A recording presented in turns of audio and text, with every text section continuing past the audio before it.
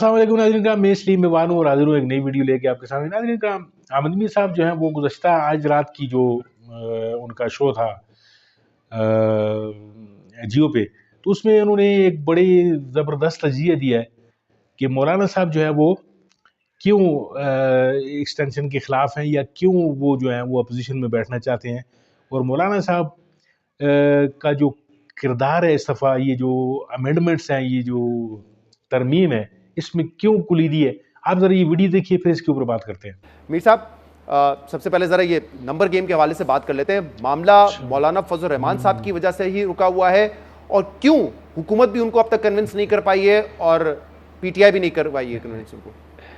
क्या देखिए, मौलाना फजल रहमान साहब जो है ना, एक इस वक्त तासुर ये पाया जा रहा है कि हुकूमत और अपोजिशन जो है दोनों ही उनके दर पे हाज़िरियाँ दे रहे हैं और मौलाना साहब इस वक्त बड़ी एक मजबूत पोजीशन में है। सूरत हाल ऐसे नहीं है।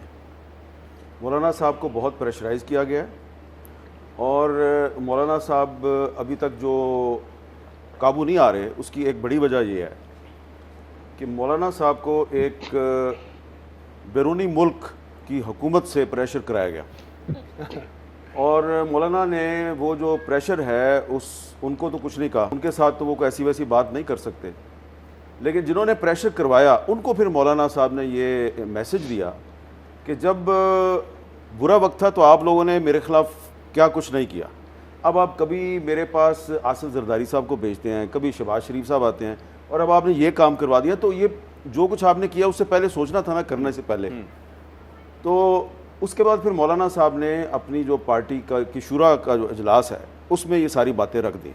उन्होंने कहा कि ये तो नहीं हो सकता ना कि मुझे आप प्रेशर कराएं और मैं आपकी सारी बातें। उन्होंने अपनी पार्टी से कहा जी आप बताएं क्या करना है। पार्टी ने कहा नहीं, आप इनसे मुसवदा मांगें, इनसे पूछें कि आप कौन सी तरमीम क्यों करवाना चाहते हैं और उसकी बैकग्राउंड बताएं। तो 3-4 दिन तो इसी में गुजर गए। आपको याद है मौलाना साहब के साथ पहली मुलाकात आसिफ जरदारी साहब ने जी काफ़ी दिन पहले की। जी फिर उसके बाद शहबाज शरीफ साहब ने मुलाकात की, फिर उसके बाद तवातर के साथ मुलाकातों का सिलसिला जारी रहा और अब पिछले चंद दिनों के दरमियान भी मौलाना बार बार जो है मुसवदा मांगते रहे। तो मुसवदा भी जो है वो उनके साथ पूरी तरह शेयर नहीं किया गया। तैयार ही नहीं हुआ है अभी तक, या तैयार है दिखा नहीं रहे। कुछ चीज़ें उनको बताई गई हैं मौलाना साहब को और मौलाना साहब ने कुछ चीज़ों पर एतराज़ किया और वो मेरी इतला के मुताबिक वो वापस ले ली गई। इस पर जो मौलाना साहब के पार्टी के अंदर भी कुछ लीगल एक्सपर्ट्स हैं, तो उन्होंने मौलाना को कहा कि ये वैसी ही तरमीम है जैसी कि 1976 में भुट्टो साहब लेके आए थे, 6th अमेंडमेंट, और उसमें भी सुप्रीम कोर्ट और हाई कोर्ट के जजेस की जो रिटायरमेंट की एज है उसमें तब्दीली की गई थी। और उस वक्त भी कोशिश यही थी कि हाई कोर्ट और सुप्रीम कोर्ट के जजेस जो हैं उनको आगे पीछे करके, उनकी उम्र को ऊपर नीचे करके, तो हुकूमत जो है वो मज़ीद 5 साल चल जाएगी। लेकिन कुछ ही अरसे के बाद जो हुआ वो आपके सामने है। तो इसमें मौलाना साहब जो हैं वो उन्होंने पीटीआई को भी एतमाद में लिया है। अब पीटीआई वालों से वो पूछते हैं कि आपके पास क्या खबर है, वो मौलाना से पूछते हैं आपके पास क्या खबर है। फिर इसमें एक और जो किरदार आ गया है वो सिर्फ सेनेट में 2 सीटों वाले अख्तर मैंगल साहब हैं। उनको प्राइम मिनिस्टर शहबाज शरीफ ने खुद फ़ोन किया और जब शहबाज शरीफ साहब ने उनसे कहा जी कि आप हमारे पे मेहरबानी करें और ये 2 वोट हमें दे दें, तो उन्होंने कहा जी कि ये जिन 2 सेनेटर्स के वोट आप मांग रहे हैं, आपको पता है पहले आपने इनके घरों पर रेड्स करवाई हैं, इनके खिलाफ इनको धमकियां दी हैं, प्रेशर इस्तेमाल किए हैं, तो प्राइम मिनिस्टर ने लाइल्मी जाहिर की। फिर इसहाक डार साहब उनके पास गए। डार साहब ने कहा जी आप हमारे पे एहसान करें, मेहरबानी करें। तो उन्होंने कहा ठीक है, आप भी मेहरबानी करें और जो 2 वोट चाहिए आपको, उसके बदले में आप 2000 मिसिंग पर्सनस रिलीज़ कर दें, मैं वोट आपको दे दूंगा। और उन्होंने मिसाल दी कि 2019 में भी आप लोगों ने इसी तरह जब मिलकर सब ने जनरल बाजवा की एक्सटेंशन के लिए पार्लियामेंट से एक कानून मंजूर करवाया था, तो उस वक्त भी मैंने इसी तरीके से वोट दिया था, मैंने कुछ मिसिंग पर्सनस रिलीज़ करवाए थे और मैंने वोट दे दिया था। तो आप अभी भी ऐसे कर लें। सही। फिर अख्तर मैंगल साहब को फिर कहीं और से कांटेक्ट किया गया और उनसे कहा गया कि जी ये ज़रा लंबा मामला है, फ़िलहाल वोट दे दें, ये बाद में आपका 2000 लोगों की जो रिहाई का मामला बाद में देख लेंगे। लेकिन वो अभी तक माने नहीं है। तो ऐसा लगता ही है कि हुकूमत का होमवर्क पूरा नहीं था। कहीं से कहा गया था जी कि सब ठीक है, आप बुला लें इतवार के दिन आईनी अमेंडमेंट के लिए, लेकिन जब सारे आ गए तो पता चला कि ہوم ورک پورا نہیں ہے. بیرسٹر گوہر نے ابھی 1 منٹ پہلے یہ کہا ہے کہ ہمیں ابھی بھی امید ہے کہ فضل الرحمان صاحب ہمارے ساتھ کھڑے رہیں گے. جو آپ نے بات کی کہ ان کو ایک پیغام آیا تھا, میری اطلاع یہ ہے کہ پی ٹی آئی کے ایک سینئر رہنما کو انہوں نے یہ کہا تھا کہ مجھے بالکل پیغام آیا لیکن میں نے انکار کر دیا.